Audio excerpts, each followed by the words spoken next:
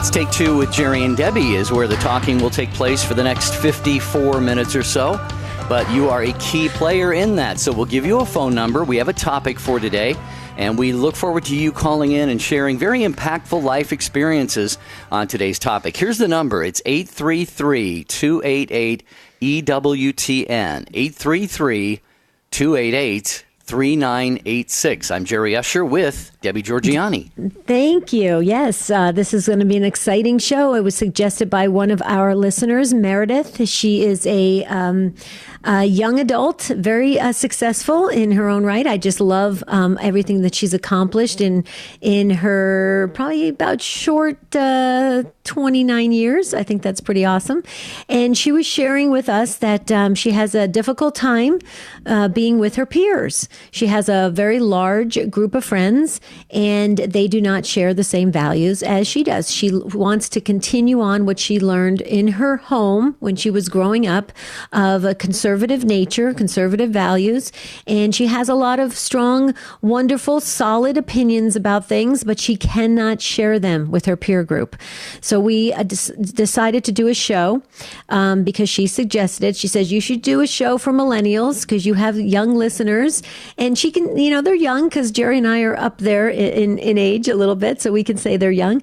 And she said, you should do a show dedicated to millennials that can't speak. Millennials that can't speak are not allowed to speak in this world anymore because they're being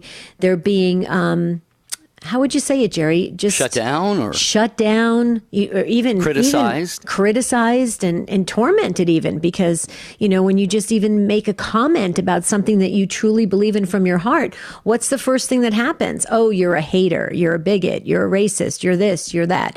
And so it's very difficult. So if you are a millennial or somewhere around that generation, we want to hear from you. Do you find it difficult, or did you just push away those friends and now you have a smaller, tighter group of friends that are more like-minded? We want to hear from you. Or maybe you're the parent or grandparent of a millennial. Call in and share if they've come home and during holidays or whatever and said, I'm having trouble keeping friends nowadays. We want to dedicate the show to the millennials because it's tough to be out there. I just heard today, Jerry, that, and I don't know how true it is, but it's something like 70% of college-age kids are considering socialism as a way for the future. I mean, if that's at all true, that is scary because anybody needs to read the history books. You'll see that is something very dangerous. Well, yeah, not only socialism, but all kinds of other, basically young people today, to a large extent, espouse so many things that are contrary to our faith.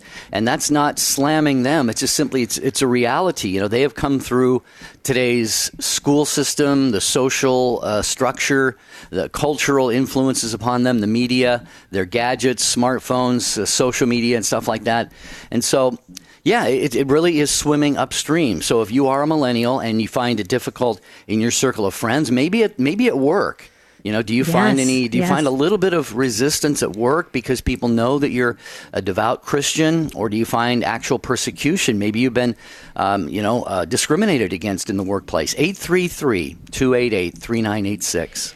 Well, I also heard too, and tell me if you heard this as well, or maybe somebody could call in and confirm this. Something like San Francisco was saying that they were telling their residents not to do business with pro-life states and stuff like that. I mean, are you kidding me? We're going to get, that's like, fascism. We're going back to things that a lot of people died to protect our freedoms. Okay. And this is really, to me, it's alarming, Jerry. We're going backwards when we start to do things like this. It's really scary. Whatever happened, Jerry, to real, honest, critical thinking on our campuses? It's no longer there, is it? Is it just the loudest voices are the ones that are, everybody thinks it's gospel? Well, I think it's the loudest voices because it's rarely not the largest number of people. But you're right. I think, not only freedom of speech is being crushed in many places, but polite, charitable, intelligent dialogue, like you're talking about, critical thinking. A millennial who holds to the truths of the Catholic faith didn't have a lobotomy, isn't without a brain. They have a brain. They're able to reason through things, and there are reasons for our faith. And Debbie, I think sometimes those who oppose any of us who want to hold to our faith and believe in that and share it with others, those who oppose that simply are closed-minded and really have not been willing to investigate the arguments. I definitely agree that they're closed-minded, and I will go even further than that and say there is a level of ignorance there, because I have engaged in a few healthy debates with folks like that, and it's interesting how little they know. They just are mindlessly following along with the masses, and it's scary, Jerry. It really is, because you realize after a couple sentences going back and forth, this person I'm talking Greek to them. You know what I mean? It's interesting. And so it's startling. I don't think people aren't reading anymore. I watch the History Channel all the time. And I remember even growing up, and I was a big history buff, Jerry. And I remember learning about Mussolini in Italy, okay, the dictator Mussolini. And I learned in the history books a certain version, okay, which I would say was an accurate version. But I was watching the History Channel the other night with my husband, and there was a whole nother aspect of it. And I was like, wow, this is much more problematic and destructive than I ever learned in the history books. Okay, but at least I was learning history. Nowadays, these kids aren't even learning history, or we're rewriting history.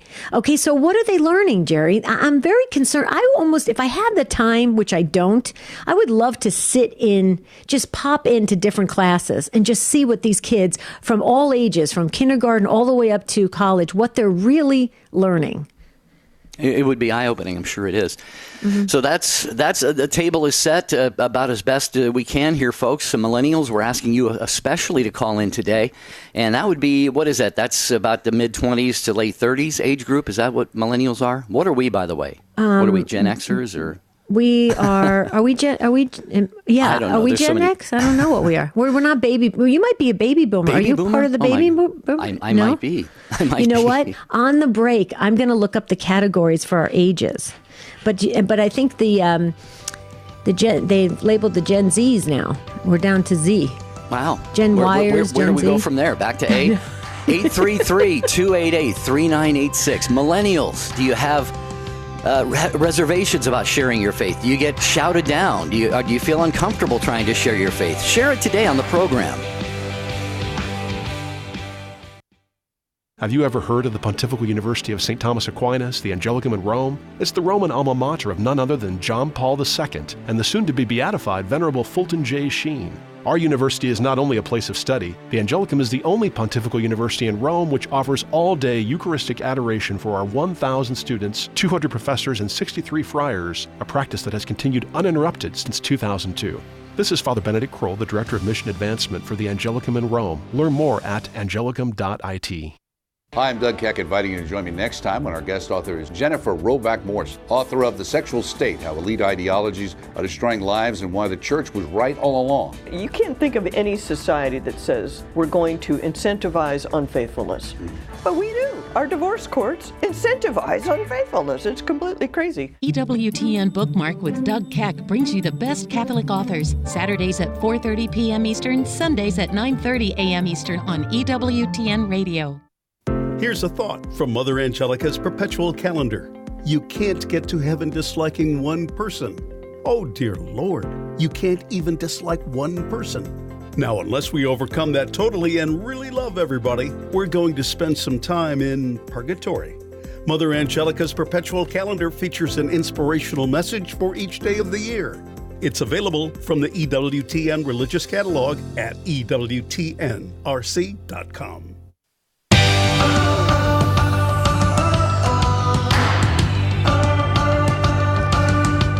This is Take Two with Jerry and Debbie and you. We count on you. You are the teachers. When we introduce a topic, you call in and share your life and your life experiences and your wisdom with us. And we learn and we grow, and hopefully we get a little closer to God. 833-288-3986 is the number to call. You'll speak to Ryan Penny. He'll put you on hold. You get to listen live, and you'll jump right into the conversation. It's very seamless and very enjoyable, we hear. Also, to the topic, so that you know what you want to talk about. Well, this was suggested by one of our millennial listeners, and she said, can you do a topic relating to my peer groups that we're all having difficult time maintaining conservative values and being able to speak freely with our peers because we're being shut down. And so we said, yes, we will definitely take on this topic. Real quickly, Jerry, Call to Communion with Dr. David Anders is today at 2 p.m. Eastern Time. Check it out, folks. You'll love it. Dr. David Anders is brilliant. Jerry, it is correct. You are a baby boomer. I was correct. 1946 to 1964 is the baby boomers. I'm a Gen Xer, 1965 to 1976. Millennials, or Gen Ys, is 1977 to 1995. And Gen Z is 1996 to present. The traditionalists, or the silent generation, was born 1945 and before. So very interesting. So yes, we're talking about. We can even talk everybody. Any generation you fall into a category, we want to hear from you. Are you having a difficult time in your peer group, maintaining your conservative values and also speaking about them? I don't, Jerry. I actually have. I think all my friends pretty much. I have a mix of different. Folks that have different feelings about things and even different faiths. But I think we respect each other. I think I'm drawn to people and friends that mutual respect is a big thing. Well, yeah, I think I would say the same thing about myself, and it's not, you or me patting ourselves on the back. What I think is largely to contribute to that is when people see that you're not only serious about your faith, but you're dedicated to it. You live it out. You go to Mass, you pray, you have religious articles in your home if they come into your house. So they get a sense, they know that you're immersed in that. And I think they back off a little bit and don't really, give you too much of a hassle for it. But I don't know, I may be wrong about that, but that's just a sense that I have. No, I would agree with that. Hey, folks, there's open phone lines. Come on. We want to hear from you. You must know a millennial, and you can discuss that. I'm sure you're hearing about it, or just even if you watch the cable news, they talk a lot about being on college campuses and stuff and what's happening with our young adults. Weigh in on this conversation. Do you think it's difficult for them to survive and to socialize and just to be, free to be who they are in their peer groups? 833-288-3986. Jump on those phone lines. Roger did in Brighton, Colorado, listening on Catholic Radio Network. Hi, Roger. Thanks so much for being first up on Take Two. Well, hi. How are you? Thank you. First I have to say I appreciate you guys a lot. I listen to you as much as I can, and there are days when your show has really made a difference for me in terms of just how the rest of my day goes. And so I just wanted to say that first. Oh, thank you, Roger. I appreciate your show. Thank you. Yeah. So, I know your show is dedicated to millennials, but I'm an old guy. I'm one of those baby boomers, the leading edge of the, 1947. Anyway, I have to give them credit for the ones that do have the conservative values, and I'll tip my hat to them. I know it's tough for them to sort of have those values and beliefs that are conservative and hold to their religious values, and I applaud them. I will say this, that in my circle of friends it's gotten smaller because of the same sorts of things. Mostly political ideologies have reduced friendships and produced kinds of schisms where we used to be able to have conversations and disagree. Now it's such a polarized kind of environment that most of my friends are like-minded myself, whereas I used to have a large circle of friends, but it's become such a polarized environment that we live in today that it's, caused problems. And the second comment that I wanted to make was the one where Debbie talked about young people not reading as much, especially history. And in my conversations with young people, I'm appalled sometimes at what they don't know about history, their own history, as well as history of other countries and cultures in the world. And I think that makes them so much more liable to swallow some of the gobbledygook that they read and listen to on social media. So those are some of my thoughts. Yeah, Roger, which is unbelievably ironic because we have more access to information today than we ever did before. So there's no excuse for someone not looking something up. And of course, we know the internet can be, a minefield filled with bad information. It could be a great source of good information. But we had a comment on one of the last couple of shows this week that we did, the earlier shows, how so many of the elites, the leaders, political leaders, cultural leaders, entertainers, and so forth, they're sort of setting the pace in the intolerance, if you will, because they're all just sort of at each other's throats all the time. And you mentioned, Roger, that how did you put it? You've kind of seen your circle of friends shrink a little bit. But I'm wondering, being a baby boomer like I am, I'm an older guy too. How have you always been able to hold firm to your values and your faith? Did that ever waver for you? Did you ever feel pressure maybe to not express yourself? I didn't feel pressure to not express myself, not overt pressure. It's the kind of pressure that you get where you suddenly look around and you're the only one that seems to hold those values. So I tend to self-modulate myself. I just sort of avoid the conversation or shy away from it, mainly because I've been in situations where they've become very heated and volatile, and we've lost some friends because of the volatility of conversation. So I sort of self-modulate myself. I know where I'm going to be, what kind of environment, who the people I'm going to be with, and I can talk freely about it. Other places, I just say nothing. I don't like to fight about stuff. Right. Well, that's interesting because I sort of have adopted that a little bit of that demeanor as well when I'm in social situations. Although my husband lately has said to me, I can't believe you went to that event and you didn't speak up when, somebody said something, and he'll say that afterwards to me, and it kind of makes me feel a little guilty that I didn't. But, I was thinking to myself, sometimes when you're in these social settings, it's not the time to be having a huge debate. I know recently my sister got into a debate with somebody at a social event, and it got pretty heated.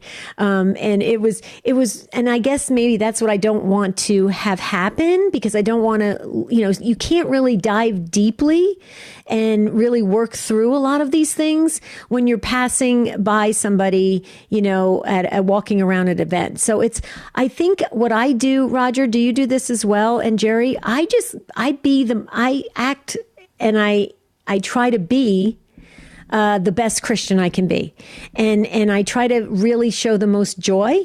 And I'm not faking it. I really feel it, but I think I emphasize it a lot when I'm in a social setting, because I want people to see that we are happy. Christians are happy. We're content. We feel good about ourselves, not bad about ourselves. Do you do that, Roger or Jerry? I know I've found myself actually doing that. What about you guys? Roger? Yeah, I do. In fact, I try to ascribe to Matthew Kelly's "Be the best version of yourself possible," and by doing that, it's like I try to model the kind of behaviors that I read about in the Bible and the Ten Commandments, and so, you know what? I don't have to argue with somebody, but I'm just going to be that person that exudes those qualities, and let that speak for myself, and that's what I try to do every day. Yeah, I think at a very kind of a minimum, at least be willing to, speak up and talk and give reasons for our faith, as Peter writes in one of his letters, when situations like that come up in our lives. But also, when there are certain situations where you just want to lead by example, that's maybe the best thing to do. I remember Debbie and Roger when I was the age of millennials today. I don't remember I guess I was still a baby boomer. But I would go to the YMCA after work when I was working at Catholic Answers and play basketball. And they were all younger than me by 10 to 12 years. And they knew I had spent time in the seminary and that I worked at Catholic Answers. So they treated me with respect, and they didn't want to, use swear words around me. They even gave me a nickname, Monsignor, at one point, So I think people have it within them to be respectable if they know, like I said earlier, if they know you love your faith and you're serious about it, but you're not there to, take it and cram it down their throats. What do you think, Debbie? Right. Yeah, I agree. Well, and also too, I and Roger too, I normally don't really listen very much to a lot of things that Dr. Phil says on TV, but he's on quite often. But there's a few times he has said he has stated things based on his psychology background and all of his experience, and I say he's spot on. We teach people how to treat us. And I think that's very important that we realize that we people need to know our stance, and they need to know what we will accept and what we won't, and they need to know that. I think we've lost that. I think there's no boundaries, and I just think it can be very, like you said, Roger, it can be very polarizing, and it can also be very disruptive, a lot of tension, and that's unfortunate because we are the mystical body of Christ, and it's a shame we can't start learning that here. What do you think, Roger? Last thoughts before we let you go? Yeah, I agree with you. I would like, and in fact, it's funny that you said your husband sometimes says, hey, why didn't you do this? My wife just the other day, when I was on the phone, I said something to somebody, and instead of saying I'm going to church, I said I have something else to do. And then she said to me, why didn't you just say you were going to go to church? And I thought about it afterwards, and I said, I should have just said that. And so I need to take a little bit more decisive stance on things and just say, hey, you know what, this is who I am and this is what I believe in. And yes, I am a Catholic, and I guess. Right. We all do, Roger. We all do. We're in an overwhelming society right now, so we all need to. Well, I'll challenge you, you challenge us, okay? Yep, absolutely. Right. Thanks, Roger. Appreciate it. What great insights. Thank you so much for sharing those. Yeah, that was a great call. And it takes me back in time to my early 20s, Debbie, when I was just coming back to the faith. And my mother said something to me, and there certainly wasn't any friction between us with regard to the faith. But she told me what her daily routine was one particular day. She says, well, I got up, I went to work, did this and that. I went to Mass at noon. And then she continued on. And she just dropped that in there. She says, I went to Mass at noon. I thought to myself, I wasn't a daily Mass goer then. I thought, we go to Mass on weekends. What's this going to Mass during the week stuff? So she had a huge impact on me just by those few little words that she included in her sentence. So I think it is true that we can have an impact in ways that we have no idea sometimes. Absolutely. Well, the biggest thing right now with millennials, if you talk to them, Jerry, how I like to talk to servers and such when we go out or to the restaurants or to events. And I love saying to them, so do you go to church or anything? And I love their response. You know where I'm going with this, right, Jerry? They go, no, but I'm spiritual. I love that. It's so cute because I always go, yeah, me too. And they go, oh, you are? I thought you were Catholic. And I'm like, no, really, I'm mega spiritual. Oh, okay. It's just so interesting how they've adopted these terms and they don't really even, I think sometimes realize what they are saying. So let's move on to John. John's in Columbus, Ohio. First time caller, John, you get our virtual bell from St. Gabriel Radio. Hi, John. Welcome. Hi, thank you. I really appreciate your show. You guys have a lot of wisdom that you put out, and I enjoy listening to you a lot. Thank you, John. I don't like using the terms millennial, traditional, or whatever the most latest marketing term is, because it seems to me the communion of saints is designed to unite us all. So if it's true once, it's going to always be true. And I don't think our culture, or as the Catholics, we discuss much about the social reign of Christ the King. And growing up, I had really very poor catechesis. I realized that. But somehow I was able to stay with things. And gradually over time, I began to see that I was not having access to some of this teaching, which I felt provides clarity to my mind. And I think it just seems natural that these younger people, having been exposed to, by now, their parents who had no idea themselves, that socialism would seem kind of like a logical consequence, especially for Catholics who've never been exposed to the social teaching of Christ the King. And that requires, to me, a bit of militancy that I think we're uncomfortable with because we've grown up to be socialized to be nice in order to get ahead in our careers and not make waves. And I don't see how the two are really going to be compatible ultimately because ultimately we have to choose for Christ, and his was the way of the cross. And I don't want to downplay the importance of being nice and courteous and all that. That's a sort of a given. But once that's there, I think it becomes a question of marketing and who are we marketing for? Right. Yeah, John, you mentioned, parents sometimes don't hold to, I'm going to put words in your mouth here now, but maybe don't have hold to the values or the conservative thinking or maybe the teachings of the church or whatever. So it gets passed down. It's kind of like, who was it? President Reagan used to talk about trickle down economics. Well, it's kind of like trickle down social and cultural values. It's either going to be handed down or it's not going to be handed down. And I remember, we all know about the political correctness, how that came in what was it, Debbie, the 1970s, 1980s. It became so fashionable to be politically correct. And now what that has done, that has made it almost impossible for us to say anything that is going to be, representative of our faith or conservative values. John, hold on the line just a minute. Debbie has some thoughts she wants to share with you. And we've got Michael and Christy and Bill we're going to get to talking about millennials standing up for your faith. How hard is it for you? 833-288-3986. Raymond Arroyo. We need EWTN radio for the reason that Mother Angelica founded this enterprise. She saw this as a holistic approach, reaching the whole person, bringing them truth and life. The leading Catholic voices are on EWTN radio. Post your intentions on the prayer wall on Jerry and Debbie's website. To get there, just click on the bright yellow J&D logo at take2show.com. Jerry and Debbie personally reply to every prayer intention that's posted. Others will also offer you their prayer support. When there's something important you want prayers for, post it on the prayer wall on Jerry and Debbie's site. Visit take2show.com, click on the J&D logo today.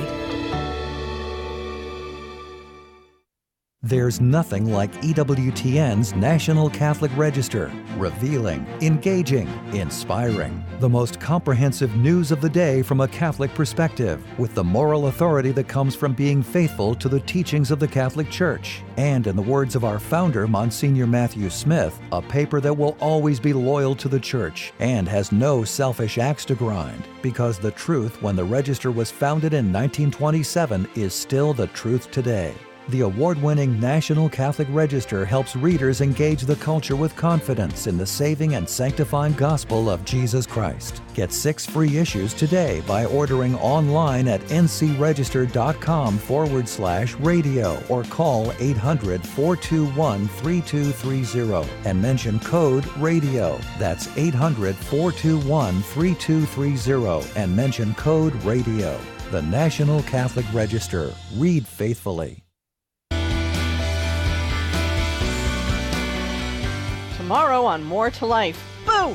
We'll help you deal with the fears, worries, and anxieties that give you the chills. Now, back to Take Two with Jerry and Debbie. We're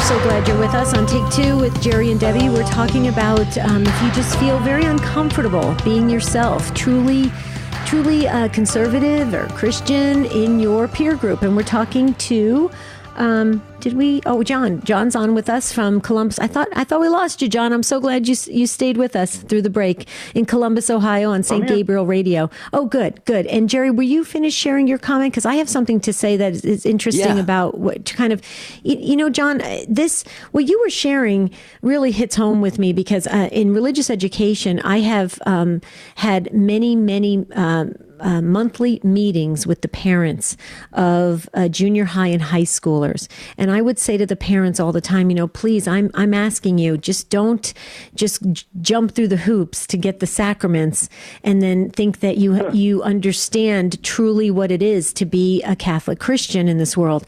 It's a lifetime of formation. It's a constant forming and learning and growing. That is why I tell everybody, please have a dusted off Bible that you use and a dusted off catechism of the Catholic Church, an actual catechism, not the online version, sitting there where you can reference and learn and grow. Because I agree with you, John. I don't think we lead in the world as Catholics. I don't think we we understand sometimes what our focus really should be. And I think that's where you were going with that. Am I correct, John, or am I off base? Yes. Sorry, it's hard to be as articulate as I'd like to be on radio, but yeah. Yeah. So, okay. So what do we do? I mean, we have religious education programs in place. Okay. We have adult formation programs. We have just a plethora of resources out there now that we can dive into. What do we do, John? Well, I think one of the things we can do is recognize that we are in a battle and that the scriptures discuss having enemies. I think 1 Thessalonians 2, if I got it right, talks about that. And we should know who those enemies are and be able to fight them with charity and truth. And anything else is kind of cowardice on our part. And we can't do it alone. We do need a group. And so I think it's important to identify, who our enemies are and act accordingly and be willing to suffer as all the saints have suffered for standing up for that truth.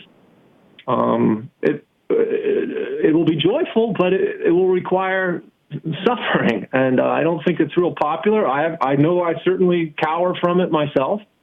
But there's the idea of revolution and counter-revolution. I think those are terms that are helpful. I think using our vocabulary wisely. I think a lot of people use the word create, and I think they mean generate. To me, generate provides a lot more clarity who God is. Humans generate, God creates. So if we can select our vocabulary a little while, that can also lead to discussion about God. God creates out of nothing. We generate, we cooperate, regardless of the field. And I see that word abused so often that it just, a Jesuit priest told me about that, and I thought it was a really good thing. It's clarified my thinking in a lot of ways. I don't create anything. I cooperate or I generate something through my own will and imagination. So those are just a couple of examples that come to mind that I find useful. But basically try to be humble as best we can, but we have got a lot to be proud about as Catholics. And I don't think it's anything to be apologetic for. You become apologetic when you don't know your faith and you don't know the saints and you don't realize that we are under siege. We've been under siege for more than 100 years, but it's just coming to a kind of climax these days. And people really will be set free from their passions if they understand that the enemies of our faith depend on us being blind to our own passions. And that can be, a substitute political religion. There is no, party for Catholics. We agree with certain teachings and disagree with certain ones. So the idea of revolution and counter-revolution, there's been a revolution going on since the cross. Since Jesus was crucified, there have been revolutionaries that have willingly attacked the church. And it seems to me that many might agree that those revolutionaries have worked their way quite deeply into the church. And we need to be aware that those revolutionaries need counter-revolutionary. Christ was the first counter-revolutionary, as I understand it, because he was bringing back things as they were in the beginning. And since that time, logos, order in the universe, has been gradually attacked, and we've gotten to the point where today black is white and black is black, and love is hate and hate is love. So if we love our enemies, we will give them the truth. If we don't love our enemies, we're not giving them the truth. Therefore, we're cooperating with them and helping them to achieve their agenda. Mm-hmm. And I find that not consonant with a good examination of conscience. We have to be wise and prudent, and we depend on people who are wiser and more prudent than us. But at a certain point, it seems that we do have to sort of strike out on our own and take the lumps and learn from that and regroup. And John, you used a couple of words. You said we need to do it with humility, but also be proud to be Catholic. And I know exactly what you mean by that. And I was going to comment something similar. We need to have a confidence about us. It's not a cockiness. It's not an arrogance. But when people look at us and they know that we are Christians, they know we're Catholics, they know we believe in Jesus, we know we have moral values that we hold to. They have to look at us and see that we are secure in that we have a confidence. Again, not an arrogance about that. Humble humble all the time. But Debbie, what do you think? What do you think about this? If they see in us that we are secure in what we believe and in our faith, and we're not going to waver no matter what happens, because let's face it, the only legitimate target of prejudice remaining is the Catholic Church. You cannot be prejudiced against any other group whatsoever. You're going to be vilified. Mm-hmm. A lighthouse never wavers, right? And it always is there as a mark for people to get their bearings and to find it, and it doesn't move. It's there and it's shining brightly. And you know what? We have to be lighthouses. We have to be out there in the world when we cannot waver, because if we do, we are giving mixed signals. I couldn't agree with you more, John. I'm very big on the power of words and labels and what that means, the positive and negative side of that, and how we use things really is very revealing about ourselves and what we feel about ourselves and what we are thinking as well. So I agree with you. We really need to take note of how we are expressing ourselves in the words we use and how we are describing things. And it's very important. John, great comments. I made so many notes, John. I was writing so fast. I wish I had a little experience in shorthand because I was going so fast. But thank you, John. God bless you for those great comments and insights. We really appreciate it. Have a beautiful rest of your day. Okay, I got to do a quick invitation back to Bill. Bill is in that generation group, the millennials, that we are dedicating the show to. Bill in Austin, Texas, you were waiting so patiently. You were next to be brought on the air, and somehow you dropped. And I know Ryan really wants you to call back. We do as well. You're listening on Armor of God Radio in Austin, Texas. Bill, please call back, and Ryan will happily put you to the front of the line. Okay, but we're going to move on to Michael in Alexandria, Virginia, listening on EWTN.com. Hi, Michael. Hi, Michael. Hi, Jerry. Hi, Debbie. Thanks for having me on. Sure. I'm not a millennial, but I'm on that. I'm like at the beginning of the youngest version of the Gen X at 65. But anyways, my thought on this. I've thought a lot about this and through the years, and what I went through when I was younger too.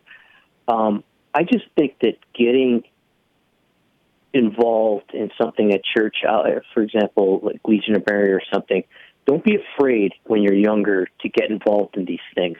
There's nothing, matter of fact, Legion of Mary has the door-to-door and so forth. That will actually increase get you some skills going, because you don't know who you're going to get when you knock on a door. It could be an atheist, and then what do you say to them? So it kind of gets you trained in kind of what I think John was talking about in that last call, being... but also, just don't be afraid to have, what I'm finding is that younger people are getting involved in Legion of Mary, and there's other groups too, of course, at church, but don't be afraid to get involved in them, and because you're not always going to, for your friends that you have now might not be the same set of friends later. They might be and they might not be, but if they totally do something different from what you believe, it's less likely that you're going to want to hang out with them as much. And not that you shouldn't leave the door open because you want to show Christ to them, but that's just my 2 cents. I don't know if you have any comments on that. Or Michael, the only what I would start with is you could have passed for a millennial very easily. You sound really young. So for whatever that's worth. Thank you. Thank you for your phone call, and thanks for your listenership. We appreciate that. I like what you're saying. Millennials, we all need to do this, really. It's great advice for all of us. Get around like-minded people, because we know that on college campuses and in many workplaces for people like the millennials we're talking about today, they can feel like they're on an island. It can be very, very isolating. A young lady who holds to Catholic values gets a job, and all of a sudden on the workplace, all of her coworkers, female coworkers, are maybe taking birth control or in favor of abortion or what have you. And all of a sudden, it could just be very, very swaying. So, and Debbie, as Michael also said, as life goes on, your friends turn over. So the people who you consider your friends right now probably may not be your friends in 5 or 10 or 20 years. Right. That's very true. And I go back to this, Jerry and Michael and everyone that's listening. Where are you headed? Where are you headed? Are you headed to make a lot of friends here on earth? Are you trying to get to heaven. Okay, we have to stay focused, especially during this time that is very difficult for all of us. Let's face it, it's not a very friendly place to go out into the world and shout from the rooftops, hey, I'm a pro-life Catholic. Okay, people are looking at you sometimes and they're saying, where do you come from? Go back to where you came from. It's really it can be very horrible to go out into society and be the best Catholic you can be. But guess what? Where are you headed? Where's your focus? If your focus is on heaven, you'll see past all that junk. You'll see past it all. You'll get through it. And I agree. I like what John was saying, and I agree. It's kind of like the Joan of Arc things. When Joan of Arc was being tortured at the stake, there was a joy that was radiating from her. Where was that joy coming from? Well, she knew where she was going. She was connected to God. I say we got to rise above it. What do you and Michael, you have a strong name. It's Michael, for goodness sakes. I mean, that's a strong name. What do you think about that? We got to stay above it. Oh yeah, I totally agree with what you just said. I mean, that's right. And I think not being afraid to become involved, don't think that, that's for only older people. When you, like, for groups like, whether it's Legion of Mary or Knights of Columbus or whatever, don't, get involved, because then you actually start making another group of friends. And believe it or not, other young people will get involved in that too. And then you'll make, it doesn't have to be your age group, though. You don't have to limit yourself to your age group. I like that. I like that a lot. Yeah, right on, Michael. Thank you so much for your contribution to our discussion today. We appreciate that. From Alexandria, Virginia. The number is 833-288-3986. If you want to help spread the word about EWTN and all of EWTN's great outreaches, television, radio, print, publishing, so many outreaches around the world, National Catholic Register, CNA, and all of those things, become an EWTN media missionary. And you can get full details right there online at EWTNmissionaries.com. EWTN needs you in your area to help spread the word. EWTN is everywhere. Okay, real quickly, Bill in Austin, Texas, if you're listening, there is an open phone line. We're trying to hold that open for you to get right in at 833-288-3986. And where are we going next, Jerry? I think Erica is next on Staten Island, New York, listening on Sirius XM 130. And a first-time caller, so we ring that virtual first-time caller bell for you, Erica. Hello, welcome. Hi, how are you? I'm so nervous. Oh, try not to be. Oh, don't be nervous. We're friendly, Erica. I know. I listen to you guys all the time, and I felt very prompted to call today. I am a millennial living in New York City. Wow. Okay. So this topic really rings true. I find it very, very difficult to bring up my faith, especially in social circles. Hello? Oh, yeah, we're here. Oh, yeah, we're listening intently. Oh, there you are. Sorry. Yeah, no. No, well, what exactly happens when you do, Erica? I'm in my car. Oh, okay. So, let's see. I'm 33. I'm a cradle Catholic, born and raised. But as a kid, we really went to church holidays. It wasn't really, we didn't really go every Sunday. As an adult, when I got through college, I was very, very liberal. I was pro-choice. I had very liberal views. But then I went through a period of a really dark period, and I came back to the church. My mom came back to the church, and I kind of, really found my faith through that time. And now that I'm raising my kids, I'm finding it really hard to find like-minded moms. I mean, luckily I have my sister and I have my family, but I have friends. I have a lot of mom friends, but we're all over the place. I was telling the screener, I have one friend, and she's going through, it's awful. She's going through fertility issues. She's praying the rosary, but she's wearing around her neck a crystal and an African fertility goddess necklace. So it's, everyone's all over the place. Like, everyone baptizes their children. Like, I'm in a very conservative borough of New York. But, like, we baptize our kids, and then that's it. And then, like, then comes communion, and then comes confirmation, and then it's over after that. But I don't really know where I'm going with this. Well, no, Erica, this is exactly why that's kind of like where we are. Right. Okay, but Erica, this is exactly why we did this show. When I met Meredith in the Cleveland area, she sounded just like you. And she literally, you could see the tears welling up in her eyes. She's a very successful young woman, and she's just beautiful inside and out. And she said, I have no one to talk to. And it's the strangest thing. Right. She says, I go home, I can talk to my parents, I can talk to my brother, my older brother, and that's it. And it's so sad to me. And I know, though, that there are so many ways to connect now via the internet and everything. I heard of a lot of Christian groups forming, Christian moms groups, like kind of, we used to have like, there were moms play groups, but now there's like these internet groups, but they really are doing a lot of formation in those groups and friendship. And that's really good, and support. We need that, Erica, and it's hard. And that's one of the reasons why Jerry and I did this show. We wanted to offer support and on a greater platform to the Take Two family, so that we could encourage one another to keep going, fight the good fight, run the race, right, and then get to heaven. And so I feel for you. I mean, it's got to be really hard, because this is crazy. You turn on the news and you see even the newscasters have opposing views. I mean, it's all over the place. Everybody's got a different view. Right. Right. Go ahead. No, you feel attacked. I mean, that's really what it comes down to. I don't want to open my mouth because I don't want to get attacked. Yep. Right.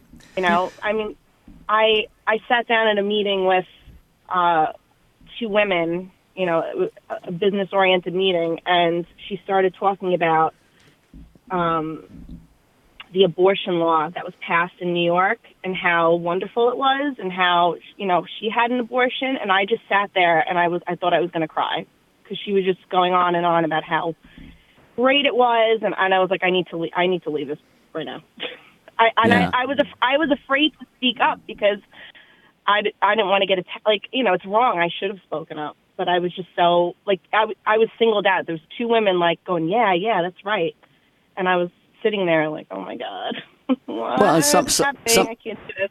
Something like that catches you way off guard too, and it's not, maybe you should have spoken up. Maybe you just didn't know what to say at that moment. I'm not sure what I would say at that moment, Erica, but a couple of things from me. One thing that comes to mind is with regard to the other moms that you know.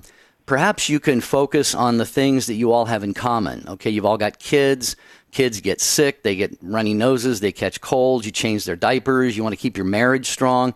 You all want what is truly, truly best for their kids. And when you get on that conversation path of wanting what is best for the kids, then maybe that can launch a conversation about what is best for the kids, and therefore what is best for the parents as well. So that was something that came to my mind and heart. But also, one of our great listeners, Kelly, Erica, Kelly lives in New Jersey, and she emailed us about two amazing priests that she would recommend that you seek out their parishes. She did not include their parishes here, but one is Father Gerald Murray, and he's on the world over on EWTN TV with Raymond Arroyo all the time. So Father Gerald Murray, and the other is Father George, looks like Rilter, R-I-L-T-E-R, Father George Rilter and Father Gerald Murray. And I'm sure there are many other great priests and parishes in New York as well. But thank you, Kelly, for that. Yeah, thank you for sending it in. And thank you, Erica. We appreciate the call. Call anytime, okay? And we hope it was an enjoyable experience. Thank you. Thank you. Thanks, Erica. I just want to say real quickly, speaking about priests, here's a perfect example. I don't know if you heard this already. It was all over the news this morning that Sunday Mass, a priest in South Carolina, Father Robert Morey, I believe, he said he denied communion to Vice President Biden. And, I quickly said in my home with Marty, I said, hooray, thank goodness that this wonderful priest stood up for the truths of the faith and said, I'm sorry, but based on what you promote and your voting, what you vote for and what you believe and what you espouse, that's not Catholic. And so that's a contradiction. Well, I bet you, Jerry, I'm going to say this, that I bet you there's going to be a few people in his parish that are going to say, Father, you shouldn't have done that. That was humiliating for Vice President Biden. I personally feel that what this priest did was amazing. And I think more priests need to step up and do similar things because it sends a message that we aren't going to waver on the truths of our faith. What do you think about that, Jerry? I didn't even get asked about this topic. I don't know if you heard about it. Well, yeah, I mean, any embarrassment or discomfort it might have caused Mr. Biden. And this, I would say the same thing about any pro-abortion, staunchly pro-abortion politician, regardless of party. So this isn't a partisan comment, and neither was Debbie's. But, if that's uncomfortable or inconvenient for him, just think how uncomfortable and inconvenient it is for the babies that are dying through abortion, that he and so many others of our politicians are just not only supporting nowadays, but they're just almost ramming down people's throats, So exactly. That's what I would say. I say pray for him. I saw one of our mutual friends, Debbie, sent a tweet out right after that, and he says, "Wow, there's a priest who actually loves Joe Biden enough to deny him communion," and that's the truth of it. That's how I saw it too. Because it would have been a sacrilege for him to receive communion. It would have been a mortal sin on his soul. That is very potentially, true. objectively, right? But what's interesting? Marty said that. Marty goes, I hope that Biden, if he truly, really wants to be a good Catholic, maybe this will give him a chance to think about it. And I would love that. That would be amazing. We want all souls getting to heaven, all souls. I just had to state that because that's another example that just happened where, people are going to have different sides. Okay, Catherine, you are up next in San Antonio, Texas. Thank you for waiting. On Sirius XM 130. Hi, Catherine. Welcome. Hi. Real quick, I love your show. I Thank listen you. all the time, and as a millennial, I am pro-life, but I am truly moderate, which we do exist. The non, polarized politically, but it's hard. And I grew up Catholic. I'm in the entertainment industry. I lived in LA. And now I have 2 babies and moved to Texas. But I have friends who are conservative through my mom's group at church, and I have friends who are very, very progressive. I encountered a lot of New Age people in LA, and I think we need to stop villainizing each other, the boomers and millennials in particular. I hear a lot of generalizations about millennials, and quite frankly, they're just not always true. You can't generalize people, and you have to meet them where they are. When I was in LA dealing with a lot of New Age stuff going on there, so many of them are authentically searching for something. And honestly, our society has not given them that. And so I invited them to learn about St. Francis of Assisi. They were fascinated by that. It's an invitation into the faith, meeting them where they are, inviting them with respect, and not villainizing them is going to be more productive, and you're loving them. And so I think this polarization is really bad for everyone. It's bad for all the generations. And I think we need to really have respect for millennials. I also get a little insulted when I hear on the radio these generalizations like we are not educated or we don't know about history. That is not true. We are educated. Right. I understand my history. And so it's very difficult when you're met with disrespect for a millennial to not bristle with eggs. Of course, you're meeting them with respect instead of with love. Well, Catherine, meet them where they are, respect where they are, and points well taken, Catherine. You'll hear the music right now. We have to close the show, but Catherine, we need to hear from you again. You have a lot to say and great insights. Both my kids are millennials, and I agree with you. We got to meet them where they're at, and then give them what they are searching for. Couldn't agree more on that. We're not going to do a part 2 on this, but we'll address the younger generation on a future show. Until tomorrow, have a beautiful and blessed day.